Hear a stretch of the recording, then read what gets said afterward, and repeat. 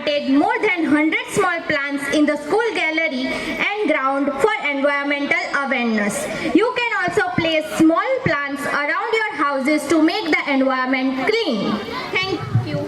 It's our duty to make environment clean for us and citizens. Thank you. બનવાનો પ્રયત્ન ન કરો. સફળ વ્યક્તિ બનવાનો પ્રયત્ન ન કરો, પરંતુ મૂલ્યોના માણસ બનો. તો હવે હું ધોરણ 7ની સાઈમાને નૈતિક મૂલ્યો પર ભાષણ આપવા માટે આમંત્રિત કરું છું. શિક્ષકગણ અને મારા વહાલા મિત્રો, તમને બધાને ગણતંત્ર દિવસની ખૂબ ખૂબ શુભકામનાઓ. મારું નામ સાઈમા મોહમ્મદ અલી. હું ધોરણ 7માં અભ્યાસ કરું છું. આજે માનવ જીવનમાં નૈતિક મૂલ્યો શું મહત્વ ધરાવે છે તેના વિશે હું મારા વિચારો અહીં રજૂ કરું છું. માનવીય જીવનમાં નૈતિક મૂલ્યો એ પાયાનો દરજ્જો ધરાવે છે. માનવીમાં નૈતિક સમજ એ પ્રાકૃતિક રીતે હોય જ છે. આ નૈતિકતા જ છે જેના કારણે માણસ પોતાની જાતને સુંદર બનાવે છે, અને નૈતિકતા ન હોય તો માણસ પશુઓથી બી નિમન થઈ જાય છે. એક વિસ્તાર માંગી લેતો વિષય છે. ધાર્મિક અને અધાર્મિક વિચારના લોકો તેને વિવિધ દ્રષ્ટિકોણથી પ્રસ્તુત કરે છે, પરંતુ નૈતિકતાના બાબતે એક વસ્તુ કોમન છે જેને દુનિયાની દરેક વ્યક્તિ માને છે, જેને આપણે બેઝિક હ્યુમન મોરાલિટી કહીએ છીએ.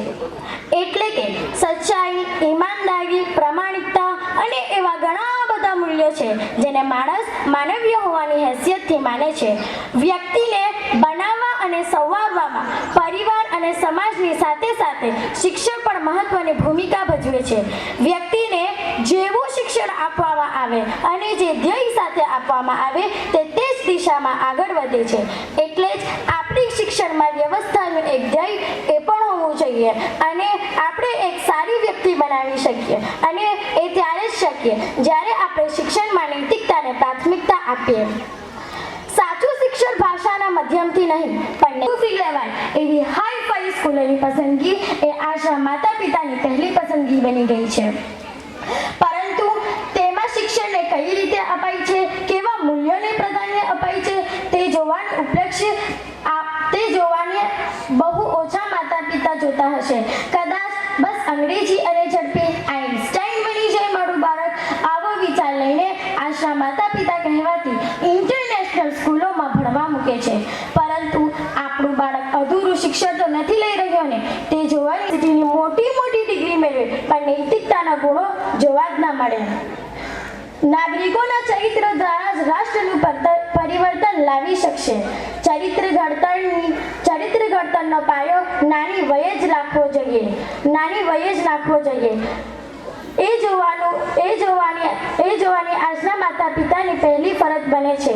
ટૂંકમાં માણસને નૈતિક મૂલ્યોનું પાલન કરાવવું એ કોઈ એવી ક્રિયા નથી જે ચોક્કસ સમયમાં પૂર્ણ થઈ જાય છે, પરંતુ આ એક નિરંતર ચાલતી રહેતી ક્રિયા છે. માણસને પોતાની જિંદગીના છેલ્લા શ્વાસ સુધી